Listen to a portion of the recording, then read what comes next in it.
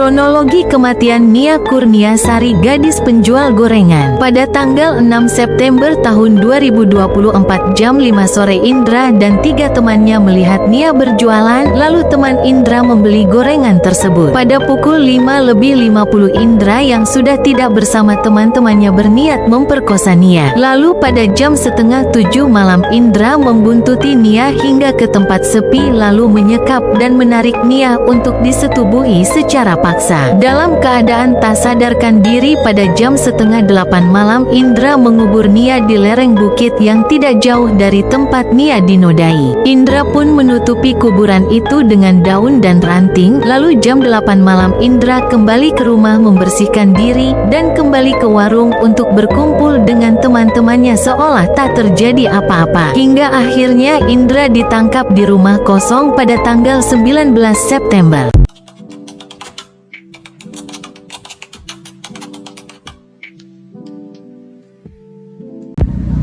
Oke, perkenalkan saya Krisna Saputra dari kelompok Sosiologi Hukum dan Penegakan HAM. Nah, kali ini saya bersama, boleh kenalin namanya?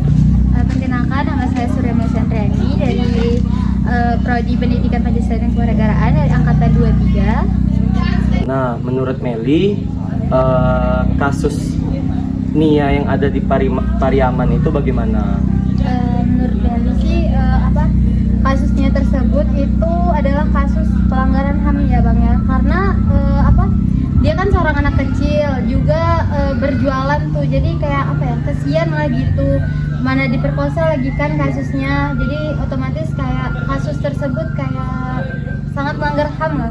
Oh, berarti Meli udah cukup ngikutin ya kasus Nia nih ya? Iya, cukup ngikutin. Kan Meli menyampaikan bahwasannya kasusnya ini kan melanggar HAM. Nah, kira-kira Meli tahu gak nih, kira-kira HAM pelanggaran apa saja yang dilanggar oleh sang pelaku gitu? Nah, pertama kan dia kan kan kasusnya tuh kan diperkosa. Nah, otomatis pelanggaran HAM-nya tuh kayak masa ya dia gak bisa berjualan dengan oh, berarti kenapa bisa melanggar HAM menurut Meli? Berarti ini nih melanggar haknya perempuan, gitu. Tidak bisa berjualan walaupun dia sedang sekolah, tapi dia nggak bisa berjualan. Kan dia kan unsur dia jualan itu untuk mencukupi kebutuhan kehidupan dia sehari-hari gitu Bang. Berarti nah, kira-kira selain hak perempuan yang dilanggar, ada lagi tak menurut Meli HAM yang dilanggar? Selain itu, dia selain memperkosa tuh apa baik itu? Oh ya, hak untuk hidupnya juga. Oh iya, boleh. Berarti selain hak dia sebagai perempuan dilanggar, berarti hak dia untuk hidup juga dilanggar, dengan pembunuhan tadi, ya kan? Meli kan ngikutin nih kan, Meli ini kan ngikuti kasus Nia tersebut kan. Nah, menurut Meli, apakah HAM itu ditegakkan oleh hukum dari kasus Nia tersebut?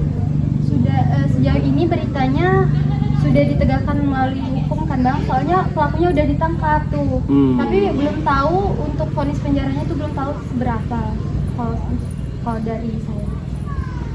Ini kan jelas sudah divonis, berarti dia di penjara kan? Iya. Nah, kira-kira nih, ketika dia keluar dari penjara, nah itu tuh apakah ada kontrol sosial kah dari masyarakat, atau memang dia bebas tuh, yuk dibiarin bebas, atau gimana tuh? Takutnya kan terulang lagi nih kalau dibiarin kan.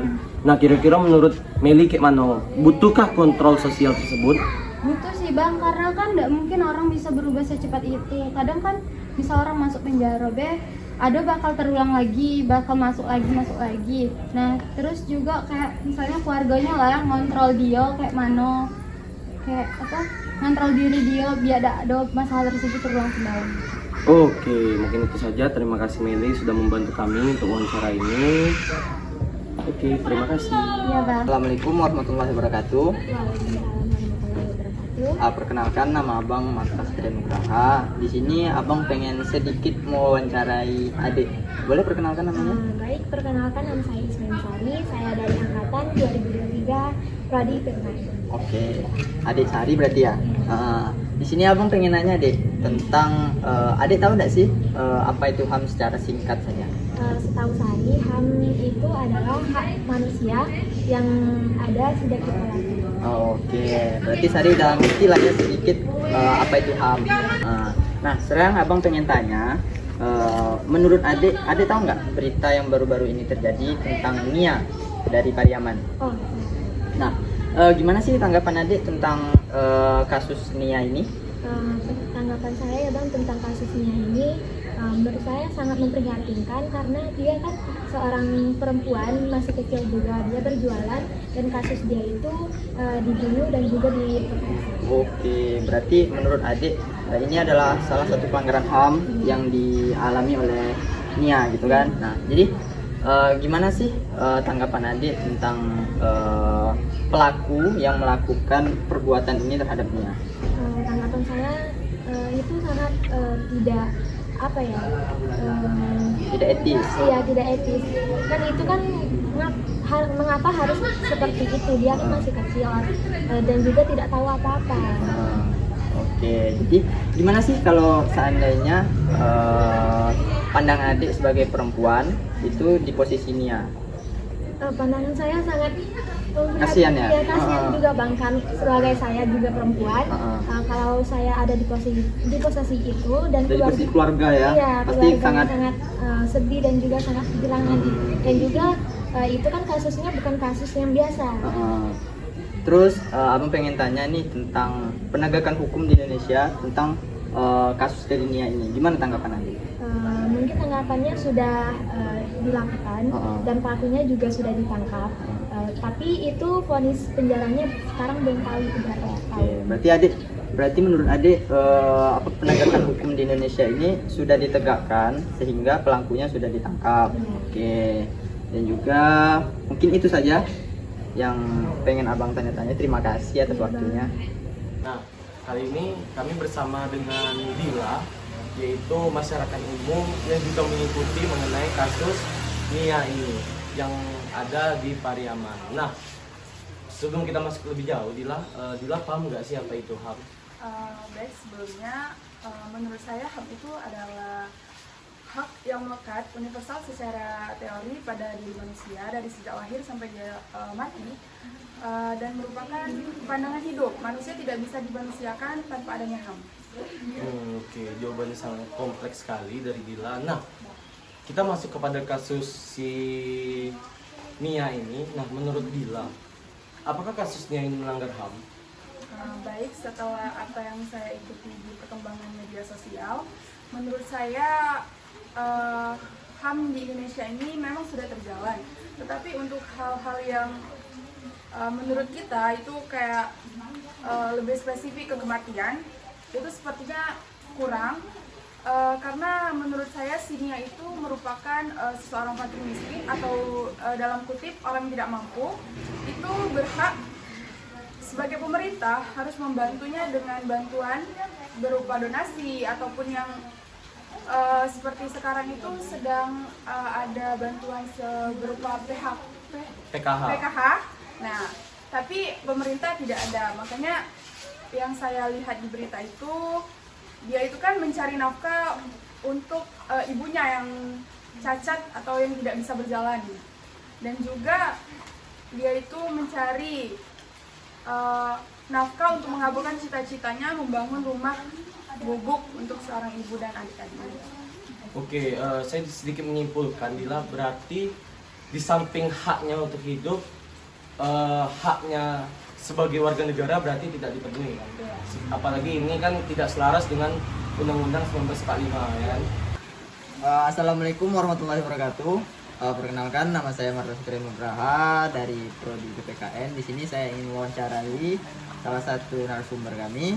Boleh perkenalan? Perkenalkan, nama saya Indri Kiding dari Prodi PPKN angkatan 2024. Oke, baiklah. Bersama Indri kami akan membahas tentang kasus Nia. Nah, Indri tahu nggak sih apa itu HAM? Kalau tahu, boleh jelasin secara singkat? HAM itu hak yang mutlak yang ada sejak dari lahir. Oke, jadi Indri udah tahu ya apa itu HAM.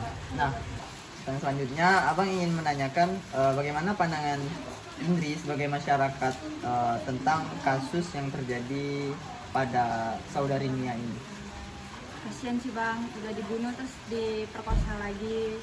Lagian dia juga mau menghidupi keluarganya.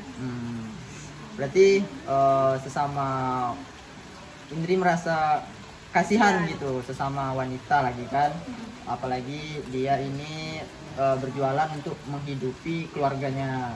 Nah, terus abang ingin nanya lagi, gimana pandangan Indri tentang penegakan hukum yang ada di Indonesia menangani kasus Nia ini?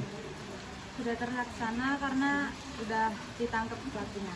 Oh, berarti bisa dibilang penegakan hukum di Indonesia ini sudah terlaksana ya? Sudah. Karena pelakunya sudah ditangkap dan divonis selama 15 tahun penjara kalau nggak salah ya. Oke, mungkin itu saja Indri yang dapat kami tanya-tanyai. Terima kasih atas waktunya.